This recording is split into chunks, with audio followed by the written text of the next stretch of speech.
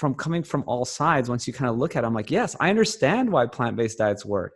And that's fine. Great. Like it doesn't tear apart my foundations. Right. But then, so I can see both sides work, but then there's some people say in the carnivore community who kind of refuse to admit that any plant heavy diets can work. But I just kind of want to bridge that gap and be like, okay, plant-based people, like just admit, like, let's, we can see that it works. Just because you've chosen this plant-based side doesn't mean everyone has to do it, or it's the only way that it can work. Hey, what's up, guys? It's Red Pill Vegan, and I'm here with Brian Sanders, who is the creative mind behind the upcoming documentary called Food Lies. So, Brian, how are you doing today? I'm great. Thanks for having me on. So, guys, I wanted to have Brian on the show and give him a chance to share some of his background and how he got interested in nutrition, and then give us his vision for the film Food Lies and kind of the direction that he wants to go with that. So that being said, Brian, you've got an upcoming documentary coming out. Do you know when it's going to release? Oh man, that's a question everyone wants to know. That's the question I want answered. I've been working on it nonstop. It's a whole process. I noticed most documentaries take 3 to 5 years when you actually look at them. And I'm on year 2. And I'm shooting for this summer. So I hope to be, 2.5 years in the making. So we'll look for a tentative release date at some point, summer of 2020. 2020, and, maybe fall by the time it hits, kind of the bigger outlets. But I hope to be done by summer, yeah. Yeah, I know. I'm sure a lot of people have been asking you that question. Mm-hmm. So I guess let's jump into this by saying, why don't you tell people a little bit about your background and how and when you first got interested in nutrition? Yeah. So I never was really interested in nutrition because I was one of those guys that was kind of naturally thin and athletic and stuff. And I just played sports enough where you could kind of eat whatever you want. Right. And then some people know when you turn 30, it's kind of this magical time when things catch up with you and you just can't do whatever you want anymore.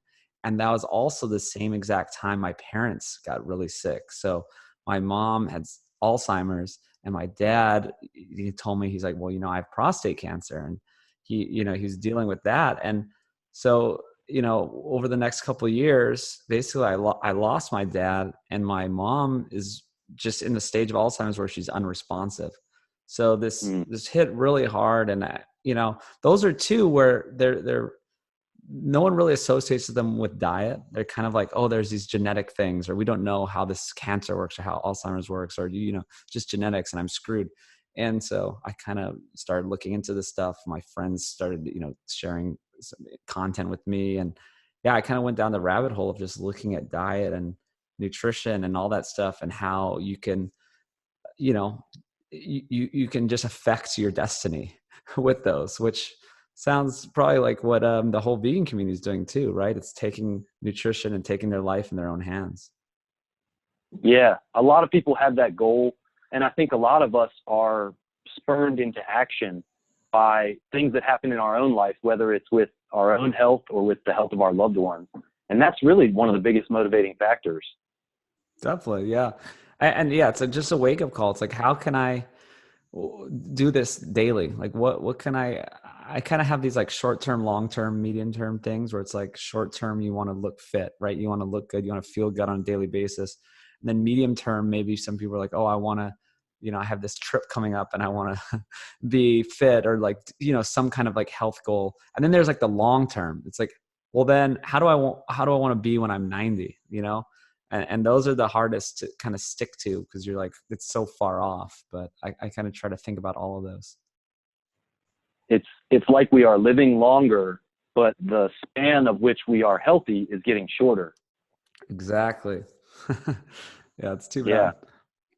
Yeah. On a personal note, I believe I saw you mention that you had experienced some overuse injuries related to working at a keyboard early on in your career when you were just getting out there into the working world. Was that the case? Yeah. So I started as an engineer. I went to mechanical engineering school at UCLA. It's a whole long story. I got out of that partly because of my overuse injuries. I was sitting there at a computer 8 hours a day, just every day, just doing, building 3D models, just moving around and just eating my sort of standard American diet, a healthy version of it. Kind of, I was kind of trying to do those guidelines of like, oh, low fat, just don't eat too much fat. Don't eat too much red meat. I was kind of just eating, and I was making my own food.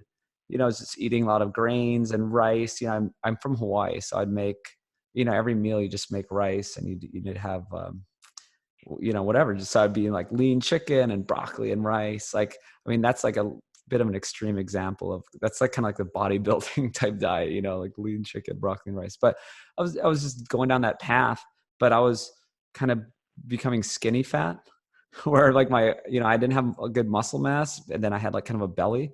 And then I was just working at this computer, and just terrible carpal tunnel type stuff, overuse injuries from my whole arm.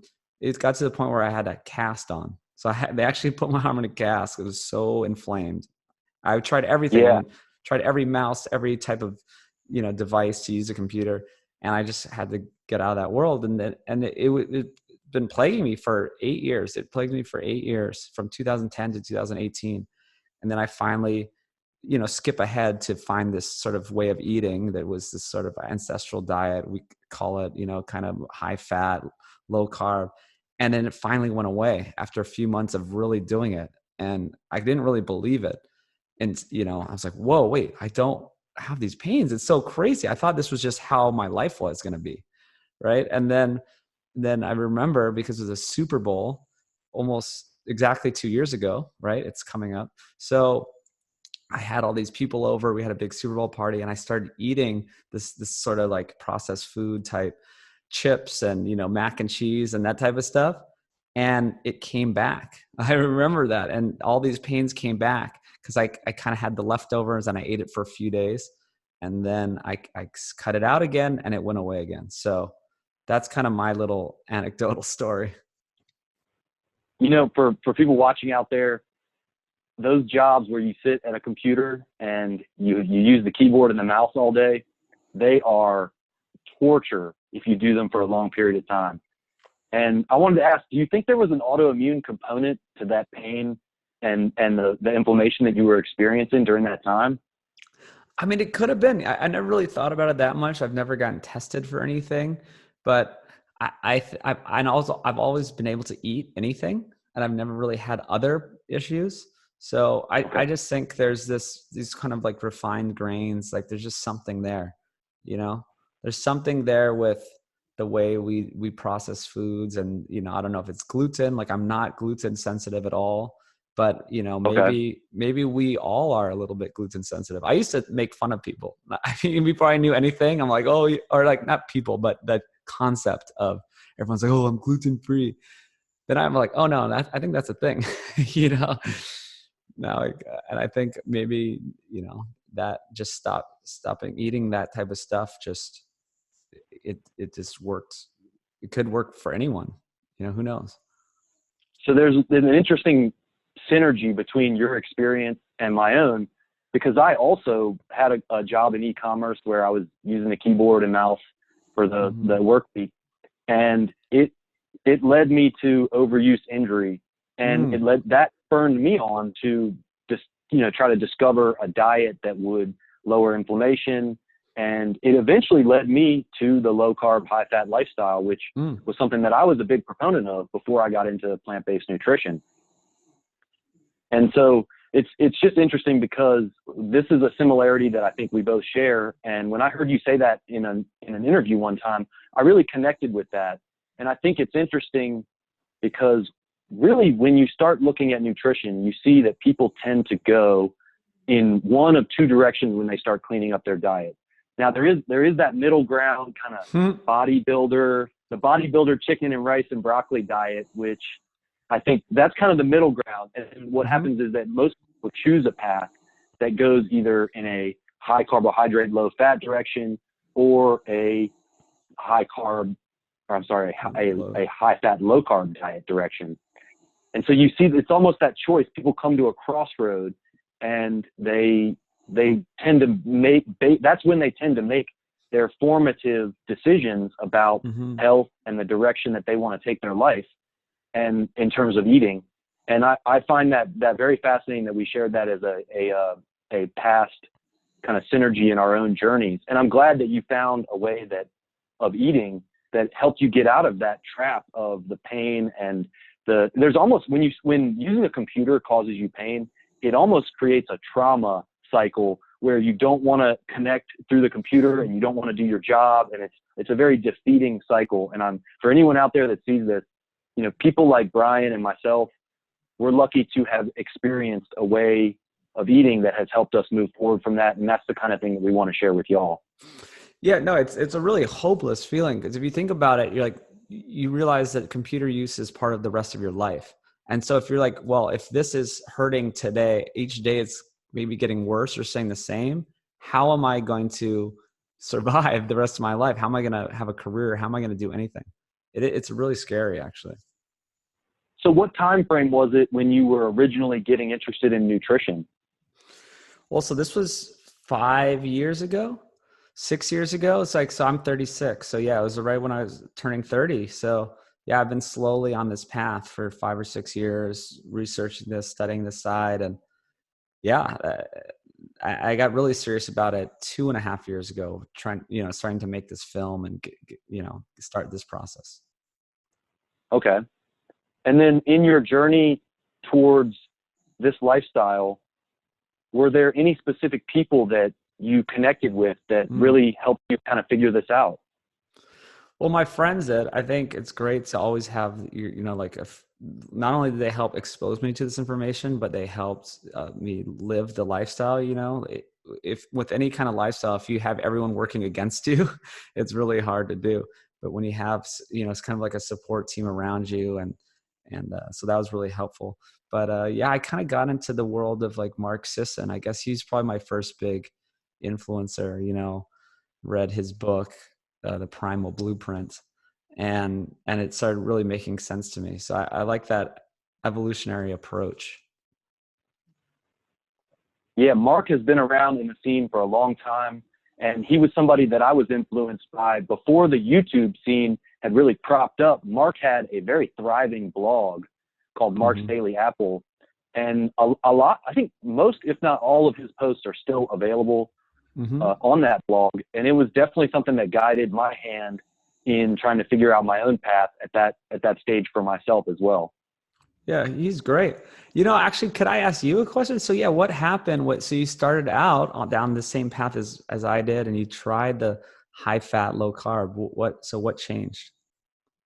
Yeah, so this was in the time frame about 2009, 2010, when I first started getting interested in the lower carb nutrition. And it was because I wanted to have steady energy throughout the day while working in e-commerce, so working at a desk. And when the onset of the overuse injury started to sink in, I started learning about kind of the lower end of the low carb spectrum. So my original approach was to go kind of the pastured local meat route. And I got really active in the local farmers market scene. And I actually joined a farm freedom advocacy group and just really started getting involved with things like making sure that people could get access to raw milk and changing general patterns of the diet to get people to, I thought that if you bought local pastured food, that it was the healthiest possible way. And so I was eating kind of a paleo style diet then, and then my health kind of was steady and then kind of slowly started to gradually get worse with the overuse injury and spreading into things like from just the wrists down into shoulder pain, neck pain, low back pain. And it ended up being kind of a systemic overuse, like chronic, like burnout situation. And I started looking at what I was doing, and by that point I had fallen more towards the low carb spectrum of more of a like Dave Asprey style bulletproof diet. And I had started eliminating things like the sweet potatoes and the paleo carbs. And I was really getting into the kind of the ketogenic scene.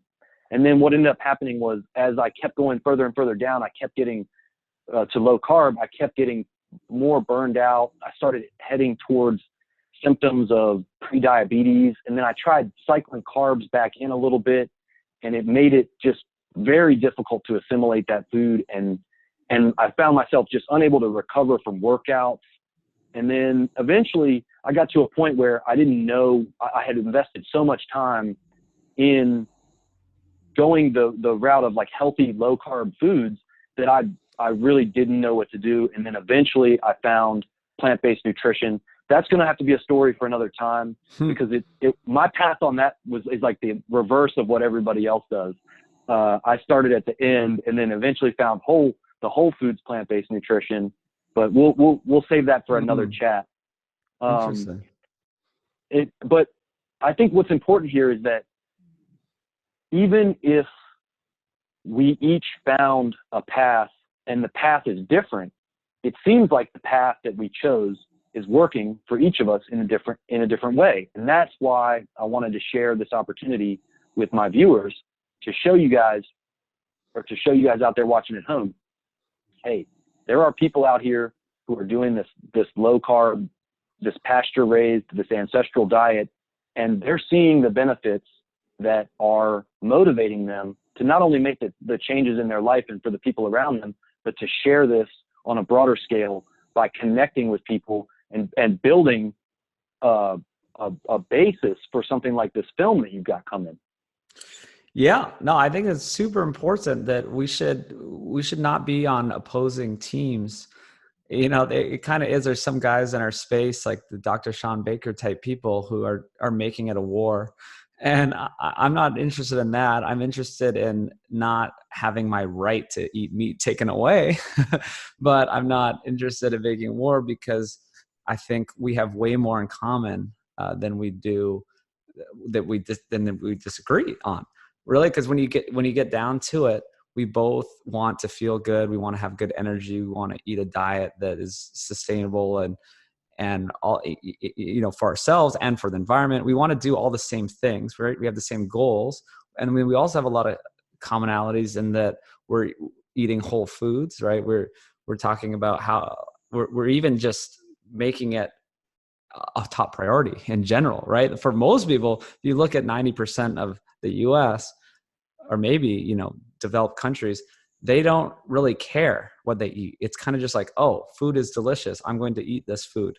And so I love that at least our communities are focusing on it and realize that it can be medicine per se, and that it needs to be focused on. And then you can even get into smaller details that we all agree on, is that I don't know all of your dietary, you know, patterns and all that, but I hope that, you know, it's like, we don't want to eat processed foods. We don't want to eat refined sugars and flour. And I don't know where you stand on the vegetable oils, but to me, these are these industrial oils. I mean, I love a good olive oil, right? You can have there's good oils out there, but if you're just talking about canola oil and all these other like really fake refined oils.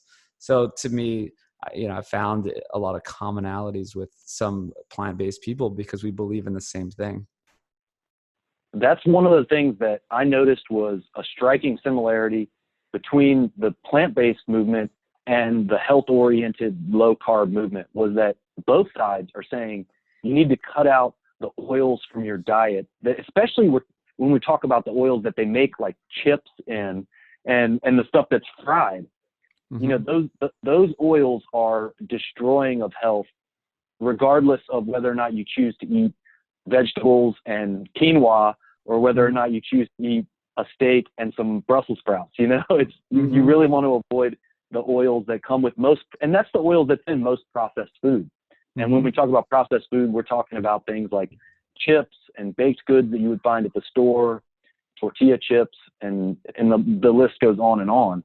And you know, cereals and the box cereals that you would find in the aisle where they advertise right directly to kids. You know how it is, man. Yeah, yeah. Exactly. Yeah. So I guess for people who don't know, Brian has created this concept called the Sapien Diet. And if you could, would you describe to people what the general makeup of the Sapien approach is? Yeah. Well, I guess there's kind of three pillars to it. The first is whole foods. And so it's like whole foods, nutrient dense whole foods, I'd say. So for me, nutrient density is key, and everyone kind of has their own sort of definition of nutrient density. But to me, it's kind of based around bioavailable essential amino acids and fatty acids and all the vitamins and minerals. And so to me, that's animal food. So I look at the numbers of bioavailability, the studies that show that these animal foods are very healthy for us if you eat them correctly. So that to me it's kind of an animal heavy whole foods diet. And then the two is just this kind of just idea of low carb, of just avoiding bad things, right? It's like, let's avoid sugars, refined grains, vegetable oils, stuff like that. And then the last thing is kind of just don't eat all the time. Right? It's kind of in this condensed eating window. People have all different names for it, right? It's like time restricted feeding. Some people say intermittent fasting.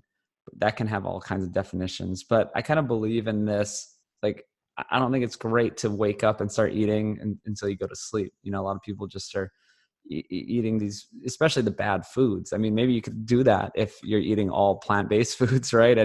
And some people do that, and they do fine. I think that's fine because you're eating the right foods. But to me, most people are eating the wrong foods, and they're actually causing them to be more hungry, right? If you're eating a lot of these sugars and cereals and chips and all those type of things you mentioned, they actually kind of do the opposite of keep you full. The whole idea, right, of like a good diet is something that keeps you full and it's satiating. And I'm really into satiety, and that I actually I work in a doctor's office and coach patients to lose weight.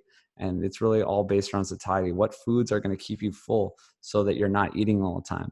Because every time you eat, you kind of tend to overeat, or you know what I mean? It's like if you're eating like 6 times a day, especially if you're doing the wrong things, then at the end of the day, I mean, how many calories are you eating, right? It's like, it's really going to add up. And if you're eating the wrong foods, they're not keeping you full. So there's also this whole idea of autophagy, right? And the cellular cleanup. And, when you're not eating, if you can string together 16 hours without eating, that your body can rest and digest. And, you're in this, you don't always want to be in the fed state, right? There's a fasted state and the fed state. So I believe in not always being in the fed state, right? So just, so what I do is I just eat 2 meals a day of animal foods. I eat meat, eggs, fish, and some like fermented vegetables. I eat avocados, I eat mushrooms, just some of these, low carb vegetable type things. And I feel great. I'm, building muscle. I did a decathlon last year. I competed in a pentathlon in the Masters in Toronto for the North American whatever championship type thing, and got second. And I don't know. I'm just doing great on this way eating. Well, I have to say I'm excited. I didn't know you were able to connect with patients in a way that you're able to share this passion for nutrition on kind of a work day-to-day basis. That's got to be rewarding. And I'm surprised to hear you say that, but I like that you've gone that route. Yeah. No, I'm trying to do this on all sides. I am partnered with a doctor, and we have a clinic in LA, and we're trying to go nationwide with this. And the main part of Sapien is that it's not like a one size fits all. It's not super dogmatic per se. Like, I do tend to push people, if they are open to it, towards high animal foods, but it's actually not that's not part of our thing, right? That's not part of our system per se, right? It could be part of it. So I like to call it the Sapien Framework, right? Which is, it's a way of eating. There's a whole array of different versions of it, and that you can be, pescatarian and eat a Sapien diet, because if you're eating, well-sourced fish, and then the rest of your diet is just unprocessed plant foods, that's perfectly fine in my book. That, like, I have on sapien.org/diet, I even have a picture, like a diagram of this, showing the whole dietary landscape. And it's like, one side's plant-based and one side's animal-based, and then one side's like highly processed and low processed. And you can kind of see where we're at. And, most Americans are down in the danger zone, right? But then you could be healthy eating this whole array of diets. So yeah, I don't really care about the ratio of plant to animal foods. for me, I know that I like to do more animal foods, but really what makes a good diet is that it's unrefined, right? You're avoiding the bad things and you're embracing the good things. And then you kind of just choose where you are on that spectrum. Yeah. And I think for viewers out there that are seeing this conversation right now, one of the things I think both of us would really want to drive home is that a lot of the problems come in when you eat a diet that's both high in carbs and high in fat. Mm-hmm. And it's that combination, it just creates so much trouble for your metabolism. And that's what I think is really at the root of so many of the diseases of excess, the diseases of affluence that we see that Colin Campbell talked about in the China study. It is the combination of a high carbohydrate diet, especially high in refined carbohydrates. When you combine that with the animal products and the refined feed oils, it's the whole mix of it is a deadly combination. Whereas it seems like we're starting to see a lot of people are having success on approaches that emphasize a whole foods plant-based diet on one side. And I know I'm talking with my hands a lot, but on the other side, you see kind of a high fat, low carbohydrate diet. And as much as vegans may not like to see or talk about the people that are being successful on that, we have enough people showing up in the social media scene that have really transformed their health with both approaches, that I think we have to consider the merits of both as choices for people who are in that middle lane right now. If you're in the middle lane where you're eating, Five Guys and Chick-fil-A, and Chick-fil-A is the healthy day, or Chipotle is the healthy meal, you might want to look at which particular path is going to lead you towards long-term health. And that's really, I think, one of the things that I'm curious to see how the film will cover that particular angle, because, that's a choice that I think a lot of the viewers are going to have to make. And I'm really curious to see how the film carries that narrative. And I guess that would bring us to the next topic, which would be, tell me a little bit about the motivation behind the documentary, because from what I've seen from the trailer, this looks like an ambitious film in the breadth and the scope that it's going to cover. And I wanted to get your inside opinion and insights on what motivated you to go this route of sharing this film and trying to reach people through this medium. Yeah. Well, yeah, I 100% agree with everything you just said before that. And yeah, there's so much I want to do with this film. If we're trying to do too much, yeah, it's kind of like, how can I explain everything I've ever learned in 5 years in one 90-minute film? But the one kind of unifying theme is that what you said, don't get caught in the middle. There's two sides and people are doing well on each side. Don't get caught in the middle. That's where most of America is, and most of the people who aren't doing well in the world are. And I really like your approach of coming from this plant-based angle and understanding that it's possible to be on the other side, because most of these kind of vegan troll type people that attack me on social media, they don't understand. They can't admit that there's this other side that works, right? It's really crazy. I guess it's because you've experienced both sides, and maybe it didn't work for you specifically, but you kind of understand. So that my biggest wish is that if the vegan world would kind of just understand that this other side could work. It's I don't understand how they can kind of put their head in the sand and just say every animal food is poison, or say that they're just saying that this is the only way to do it. Because I'm saying I've looked at both sides. I've never gone vegan, but I've kind of lived a plant-based, plant-heavy lifestyle, for years, just because I thought that was healthy, 5 to 10 years ago. But I from coming from all sides, once you kind of look at it, I'm like, yes, I understand why plant-based diets work. And that's fine. Great. It doesn't tear apart my foundations. Right. But then, so I can see both sides work, but then there's some people, say in the carnivore community, who kind of refuse to admit that any plant-heavy diets can work.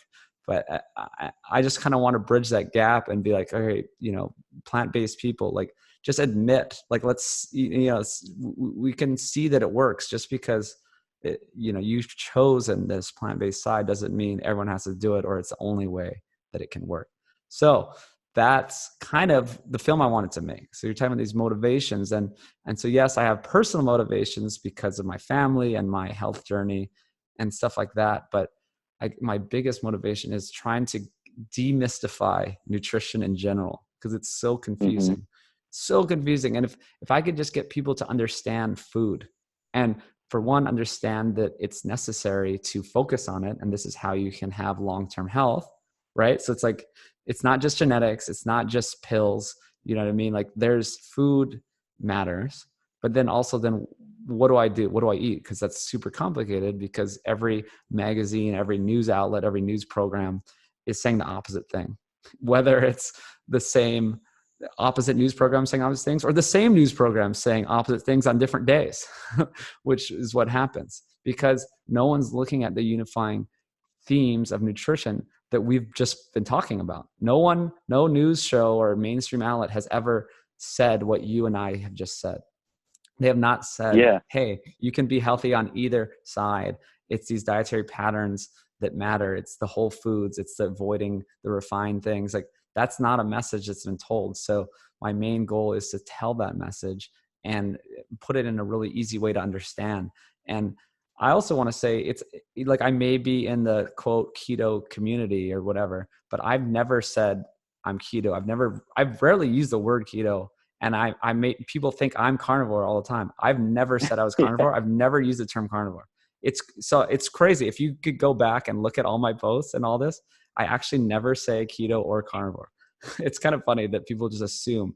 So kind of the bigger story is that I don't want to make a keto or carnivore or whatever film, right? I want to make Okay. a film that's not what it's going to be. Like, I saw The Magic Pill, right? If anyone's seen that on Netflix, Pete Evans, he's actually on his way here today, actually randomly, but he's in LA.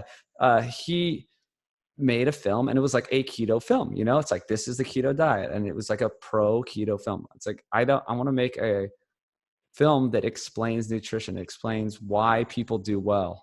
I think that's so important. It's like, okay, why do I know that my aunt went vegan and got healthier, but then say my cousin did keto and got healthy? Like, that doesn't make sense to me, because one was eating bacon every day and one refuses to ever eat bacon, right? So if you can explain that to people, if we can get this message across of why do both diets work, and then it's like, oh, like light bulbs go off, oh, I get it. It's funny you're talking about these pathways, and I have it. I got a grease pencil, and I write on my shower wall, and I have a diagram of this. And it's funny because you even mention it. You're talking about down the middle. You're like, oh, these bodybuilding people, they're down the middle. So I have this diagram. It's a kind of like a fan shape, right? And on the way left is the high fat, low carb. On the right is the low fat, high carb, plant-based. And then there's big danger zone in the middle. And then in the very middle, there's this thin other path where it's like the count your calories, like if it fits your macros, like this type of Lane Norton, like if you know that guy, you know what I mean? Yeah. So there's like this small band of people in the middle that are trying to say, oh yeah, like don't avoid meat, don't avoid carbs, don't avoid anything, like just eat in moderation and count your calories.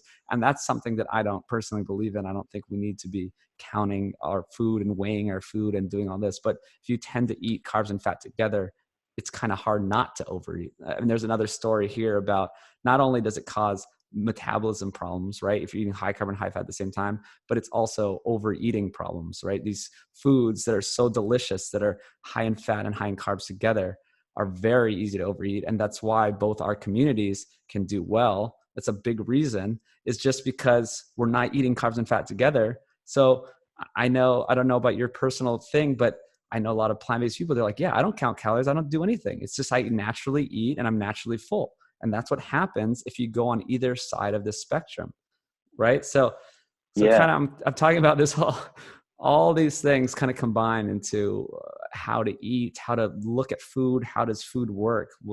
These big concepts of satiety and about not overeating and about separating the macronutrients and about how your body works. And that's most of the film. That's a great angle. I didn't know that would be in the film, and I think it's great that you're covering that. Because for people who aren't doing either approach that we advocate currently, and they're kind of somewhere in that middle zone, there's got to be something alluring to the idea that if you choose a whole food plant-based diet, or if you choose a Sapien diet, that you can eat until you're full, and then you'll feel good and have energy, and you're not going to necessarily have to overeat or worry about your calories. You'll just be able to eat enough that you feel good and have energy. And then, you know, the details and the chronometer and stuff, that can all fall to the wayside unless you're trying to do a contest prep, or you're some sort of an elite athlete, you know. But for average folks like me, you can just eat, feel good, and then live your life without having it be something that you obsess over, you know? Absolutely. I think that's the like ultimate goal of health is we kind of started off in this evolutionary angle, and we talk about, you know, our ancestors, and it's like they didn't count calories. They didn't, you know, do all this. It's like the natural humans shouldn't have to go through all this. It's like if you even look at animals, the only animals that are unhealthy are animals that humans feed, including our own selves as animals, right? It's the dogs, cats, and ourselves. Those are the three things that we feed. And those are the ones, I mean, not all dogs and cats, but I mean, you've heard of these, dogs have diabetes and cats are gigantic, overweight. If they're, you know, like humans just have screwed it up. so I think the ultimate goal of any diet is to me, I like couldn't care less if what your ratio of plant to animal foods are. It's that you feel good, you have energy, you're not counting calories, you're not, you know, having all these problems that most people seem to have. Yeah. And so when we look at the direction that the film is going, what I see is really, you're speaking to a crossroads that is where the healthcare industry meets your food choices. And within that crossroads, there's a nexus that I think a lot of, and I'm very curious to see how the film handles this. We've talked about it a little bit, but that choice that people come to when they start to realize that these are the ways that people are being successful at reversing chronic disease. And it's the choice to either go kind of high fat or try to kind of go high carb, low fat. And I really am curious to see how that'll be handled in the film, because it seems to me like the film is geared more towards everybody, a larger audience, than it would be towards trying to speak directly to people who are already doing keto, or to try to tell people who are vegan that they're doing it wrong. It's more, hey, there's a lot of people out here who haven't found the benefits of either approach. And I think that it's kind of, is it a film? Is that the direction you're going with the film? I guess is a question to ask you. Yes, exactly. So yes, some people think, like, oh, in the community, they're like, oh, it's going to be our film. Like, you know, this keto film, like, I can't wait. And I don't know, I don't think I'm going to disappoint them, but maybe I will, where it's sort of just a general approach to nutrition. And I will kind of edge on the side of high fat, low carb, you know, I'm not saying it's going to be like down the middle and no one's going to, like, at the end of the movie, it's just, everyone's going to be like, what? So wait, what do I eat? There will be some recommendations, and but I don't want it to be, you know, super one-sided. But anyway, I think that, going against the healthcare system is kind of a theme you kind of brought up, where both of our ways of eating kind of go outside of the healthcare system. The healthcare system, or all these nutritionists, or this kind of like mainstream world, is a bit in this like sick care world, kind of like just rely on us. You know, we have all the pills, and we're both kind of like, wait, no, what if we just eat right? Then we don't need your pills, type of thing.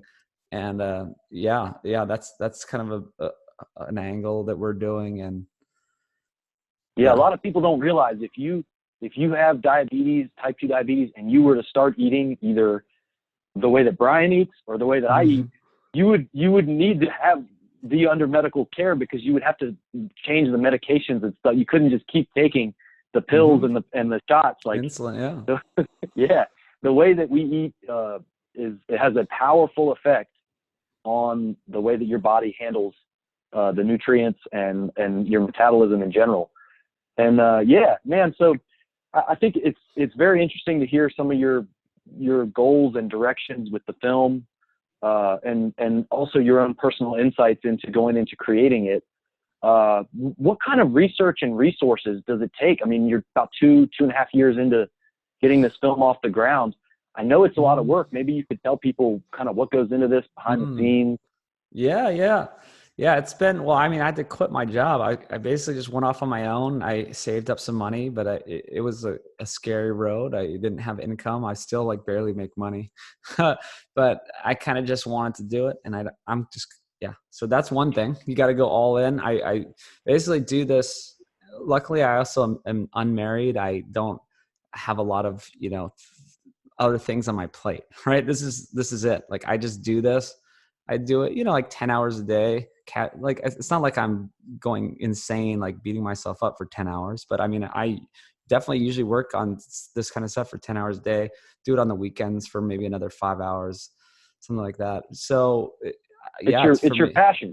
It's my passion. Yeah. It's not work for me. It's just, this is what I'd love to do. I'm like, oh, I stopped really watching TV, stopped doing other things. I kind of just do this, but yeah. So I watch YouTube lectures. I watch vegan videos. I mean, honestly, I watch all kinds of stuff. I kind of want to see what the other side has to say or what their angles are. So then maybe I could think of, well, for one, it's just good critical thinking, right? It's like, I kind of need to see all sides. I mean, I started as an engineer. I have this kind of science background, but yeah, I mean, it's hard to not be biased in a way, right? Like, people just have their way of doing things or what worked for me. So obviously I did go down kind of one route, right? I really am researching this high carb, low fat, ancestral eating type of stuff, but I've always tried to keep open mind, listen to other sides, listen to podcasts with other people on it. You know what I mean? Like, get the whole picture.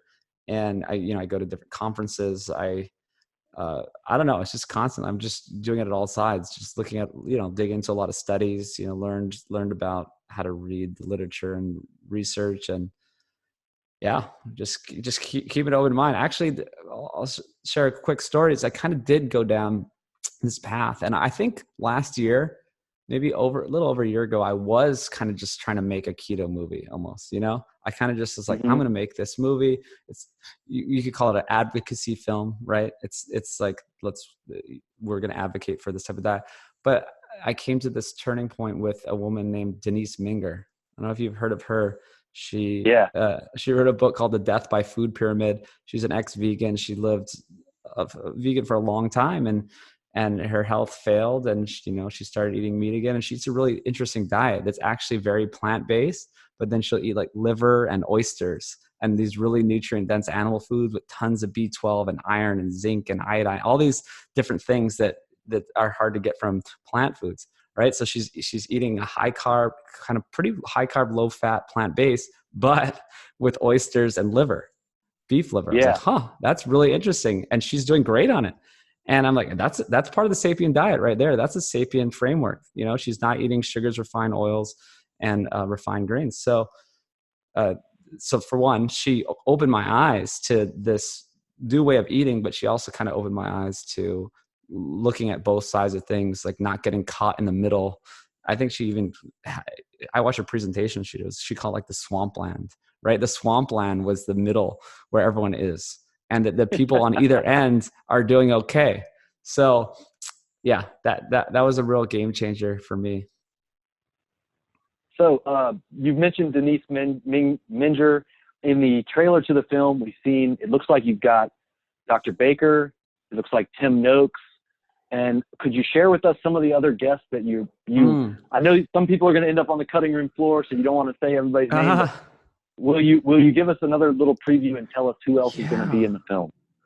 Yeah, actually that trailer's almost 2 years old, and I made that just I made it with like a guy who's in college. So it's definitely going to be a lot higher quality than what we put together. But anyway, yeah, we have like kind of these main pillars in our community. Like Nina Teitschultz is a great one for me. She studied, she looked into all these, like where we went wrong in the last 50 years. Like where do we come up with these guidelines that went against fat and against cholesterol that now they've been removed. I don't know if listeners or watchers of this know that, in 2015, they took off limits to cholesterol and they took off the cap to total fat in our dietary guidelines. So not a lot of people know that, like that. The wording, though, I will say this: the wording is strange on how they said it, and they've kind of changed it after they released it. So you're right, they did take off the particular specific recommendation, but then they changed it again to say to minimize it as much as possible or whatever. So that's interesting. It's very strangely worded, yeah. But we're now approaching the 2020 guidelines coming out, which is a topic that I think a lot of my viewers have interest in, and we will see what changes come.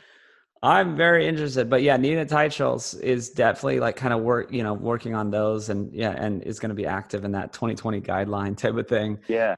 So she's very interesting. Yeah, we have Tim Noakes, South African guy, is kind of famous for going against the guidelines. Mark Sisson is in it. Dr. Ted Naiman. Okay. I love Dr. Ted Naiman. If you know him, he's kind of a little bit on our side, and the kind of like, hey, either way works. Like, here's why it works. He's kind of just like eat high protein to energy ratio. And that if you eat a good protein, so like say leafy greens and mushrooms have a very high protein to energy ratio, right? So it's like, it's not like he's saying, oh, only animal foods. It's just, I like that approach. Yeah. I've seen him talk about the Randall cycle. I'd say he's somewhere in the middle. He definitely has a higher protein approach. I don't want to characterize exactly what he says, but he's an interesting person. I didn't know he'd be in the film, so that's a good addition. I think he'll add a lot of value. Ted Naiman, yeah. We're still getting people. I mean, there's a conference here near LA and Long Beach that we're going to try to grab some more people, like Dr. Ben Bickman. He's a really interesting researcher who, it's a long story with him. But we also have people like Joel Salatin. We do a whole regenerative farming type of thing where we look into how to do things well, because we're not saying that the way we're eating animal foods is good now, right? There's many problems with our industrial systems, but really it's a film against industrial agriculture in general, right? Industrial agriculture in general is monocropped corn, wheat, soy, but also, millions of chickens in one barn type of thing, and all that kind of stuff. So we go to Virginia for visit with Jill Salatin. We went up to Canada and filmed at an amazing farm up there. And then another woman, two farms up there. And then another woman named Tara Couture, who is a farmstead person. Like, she has her own homestead farm, right, where she raises all her own animals. And I think this is one of the best parts of the film for me. We put out a YouTube video on the Food Lies channel if anyone wants to check it out, just to see how can people raise animals well and who really care for the animals and just understand the environment. And that she's out in near Ontario, where there's no way she can grow crops on her land. Like, you can't do like the normal cropping system. She has a garden and she grows lots of fruits and vegetables, but that's all it can support. But what the land can support is cattle, these ruminants and ducks, and she has all these animals on her land. She grows them so carefully and so passionately, and she knows how to move them, the rotational grazing, and moves the animals and gives them the perfect nutrition and truly loves them, but then has to sacrifice them at the end. She's actually writing a book about death, because her idea is that we're just so disconnected from death that we lose track of how humans kind of ate and evolved, and this whole system that it requires something has to die for something to live. And her and her husband go, when it's time, they bring a rifle, and without any fuss, no one, none of the cows are disturbed. They put a bullet in the head of one of the animals, and they butcher themselves, and the daughters help out. She has 3 daughters, and they break down the animal, and they give thanks to it, and they put it in these freezers. They have deep freezers, and they eat it for the rest of the year. And it's just, it's just how they have to live up there. Not have to, this is what they choose to live. But it's thin, but the soil is so thin. That was what I'm saying, is that you can't grow anything else. So this is kind of like what happens in different environments, is that I'm not a fan of these vegan arguments where it's just like, oh, we can just grow crop. Like, why can't we just grow crops there? It's like, well, we can't grow crops here.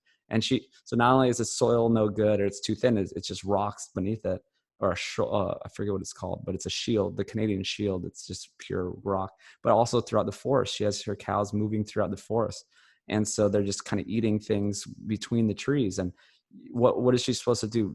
Cut down all her trees so she can grow some crops there? Like that would be terrible. She would lose her whole ecosystem. So I just want to open people's eyes up to that side too. And well, let me ask you, let me chime in and ask you, is that topic, the theme of people being disconnected from death, I think it's something that makes people uncomfortable inherently. Is that going to be something that you cover in the film? Well, I mean, it's a huge topic, and she would be one of the best people to cover it. And we did sit down with her. We spent a couple of days with her, and she's a really special person, and she did kind of pour her heart out on this topic, and I'd love to include some of it. So I got to see, what makes it. We only have, maybe this is just going to be a 2-hour film. I mean, I don't know. Yeah. 2 hours is not that long, but yeah, I'd love to throw this stuff in. Well, it's excellent to hear that the side of that has, affected you personally, and in a way that you've thought about it. And I know most of the people in the keto community, they're not going to support factory farming. In terms of people with economic disadvantages, they'll say, hey, you'll still be better on hamburger patties from Walmart than you would be if you were somewhere in that middle ground that we were talking about. But yeah, I think that's interesting that it's something that you've covered and touched on in your own personal life. And as I understand it, are you involved with like supplying grass-fed meat? Is that something that you do? Yeah, so this was saying I do make a little money. I have no income forever, but I partnered with a farm, and we do all grass finished, sustainably raised animals. And so it's called Nose to Tail. None of your viewers will probably be participating in this, but I mean, it's basically just, we ship it out. It's in Texas, and we ship it out, and it's something I believe in, and it's what I decided to do. Well, one of the things I wanted to accomplish with this interview is, reach outside of just my normal audience, and hopefully there will be people who find this interview after seeing the film or in the lead up to the film's release, and they would get a chance to see you talk candidly and, honestly, with people from where there are disagreements between Brian and myself about dietary approach. I mean, I've seen interviews where you've said things that hit my trigger button, but I accept that you're a man who's passionate about his purpose. And that's the kind of thing that I like to see. That's the kind of thing that inspires me, even if my own choices might be different. And I just wanted to share this opportunity with my viewers, because you have a unique perspective that you're hoping to reach a lot of people with this film. And that's powerful. People don't understand that the nature of power in today's world is often in relation to how you can reach people and connect with people. And like you said, with the choices that we make, people become disconnected from death. And I'm very fond of the phrase that everything that's done in the darkness will come to light. And these are the choices that we have to make as people. And so it's not always about pointing the finger at someone like Brian and trying to say, no, I'm on the moral high ground because I don't eat meat. That's not productive for sharing these experiences and sharing this window into our approaches to a much broader audience. And so that's why I think there's promise for both sides of this story, and we've got this little short window into Brian's mind. Brian, the creator of Food Lies. So maybe we could just wrap up with a couple fun topics. The thing that we can say is that we have seen both the keto community and the vegan community experience really broad strides in the last few years in terms of wider acceptance and greater availability of foods, not just convenience foods, but with on y'all's end, the explosion of farmers markets and grass-fed availability. And then in the terms of the plant-based thing, man, they've got so many different things that they didn't have vegan options for just a few years ago. Is this is this something you expect to continue? And do you think that channeling people into either direction is, I guess maybe a better question would be, where do you see the pitfalls for people as they get channeled into these choices? No, I love that. I love that changes are being made. And I've talked to farmers who said that, yeah, they consult for giant meat companies or giant companies that we don't like, but they see the change and they want to make things available for people, and they want to have more regenerative options and sustain, you know what I mean? So the changes are being made. The big companies understand this. And well, a side point is a lot of this stuff is just driven by money, right? So it's like, it kind of sucks, but that's kind of where we went wrong, but it's good. But what's promising is that when you realize it's driven by money, that means that the consumers have power, where you can vote with your wallet, that whole saying, right? Where it's like, we can go out and buy whatever plants or animal products from a farmer's market. And that's taking food outside of money, outside of the normal food system, the processed food industry, and putting into the hand of farmers. And so, yeah, that's huge. And that's kind of, the unifying thing with us and with the film. Like, kind of the ending message is, yes, let's go forward. Let's, go outside of the normal food system. And even if it is just some products, right? Like, I know there's processed products on both sides, on the keto side and the plant-based side, but at least it's getting people aware of them, get aware of their health, right? Getting people more towards either side. It doesn't matter. I mean, it would be super interesting if the whole world could just split into two sides, dietary sides, and both sides were healthy and no one was in the middle anymore. Like, that'd be great. Like, who cares? So I'd love to have these things. It's just spreading awareness of this. And I think the biggest problem, though, the biggest downside is the lack of education, because so many people, or it's a bit confusing, right? It's you just like, oh, I just do this. Like, oh, so keto, I just like chug fat, you know? Like, oh yeah, I just put butter on everything. I'm keto. You're like, no, you're not. You have no idea what you're doing. So I think that's the biggest problem is people, even my, family members or any people I know, friends, they're like, they still have questions after years. And, I don't realize that for normal people who aren't studying it, it's a bit more complicated than it seems. And there's so many conflicting information, so they're like, oh wait, so protein's bad, but like keto people say protein's bad, but is it bad? And I'm like, oh, okay, this is a long story. But I'd say, let's just get good information out so people can make informed decisions and do either diet correctly. That's a good goal. I agree. So this will be kind of, to close this out, ironically, most of the people in the viewing audience, their parents would be in the boomer generation. And we know that they say diseases follow in families, or diseases are hereditary, but a lot of times diets are hereditary and diets run in families. And so when old habits die hard, and we look at this aging generation of people that they call the boomers or the baby boomers, do you think it's too late for them to figure it out? Or do you have hope that through ventures like your film and through influencers that are highly relatable, that maybe we'll see that generation wake up to nutrition and health in a way that they can actually, I guess I don't want to say like not wreck the economy, but the truth is that it looks like healthcare is going to become an overwhelming cost because of the size of that generation. And a lot of that is going to be choices that they make related to food. Yeah, that's a huge theme in the film, actually. Okay, so there's a lot going on. So we do have this sort of generational story in the film, because it's me and my parents.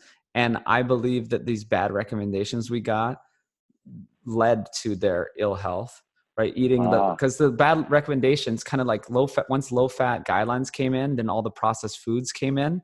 So then they're like, oh, well, fat's bad. Okay, here's these low fat products. I'm going to eat margarine and do all these bogus products. So my view, and another person we followed around the film, this woman, her parents are sick as well. So you're exactly right. These are the baby boomer generation. They're all sick. And I believe it's from the bad guidelines, not saying anyone's specifically to blame. It's like this cascade of unfortunate events and money. Like I said, money always drives things, and food industries take over. So there's a huge story here of why I think there's so many people sick is because the wrong information. So it's reversing this information is going to be huge. But what I've seen is that these people in this age group are the hardest to reach. So I think you're kind of onto something there, where people, I've heard this story a million times. People go to their parents and they tell me, like, I made all these changes and I got healthier, and I go to them and they're just saying either, I'm not listening to you, you're my son or daughter, right? There's always this kind of thing of like, you're younger than me, you don't know what you're talking about. I've been living my whole life like this, like I'm not going to change. There's all this kind of attitude with the older people that they think they know they're right, or that they're just too old to change, or they're stubborn. But what's really interesting is if people can break through that, or maybe it's an ego thing, if they can kind of let their guard down and let their ego down a little bit. I've seen amazing success with people of any age, and that it's never too late to change. So I don't know if we can squeeze that kind of thing in the film as well. Showing a story of an older person that made a change, but I've seen it a bunch of times, and people in their 60s, 70s losing weight, getting off their medications. It's never too late, but they're just a little bit reluctant to change. So it's going to be hard. All right. So we'll be looking for the Food Lies documentary to release, hopefully at some point in summertime of 2020. Yeah. We're here in the future now, and we have real influencers who are trying to make a difference and trying to reach people and let them know about the truth behind food, the truth behind nutrition.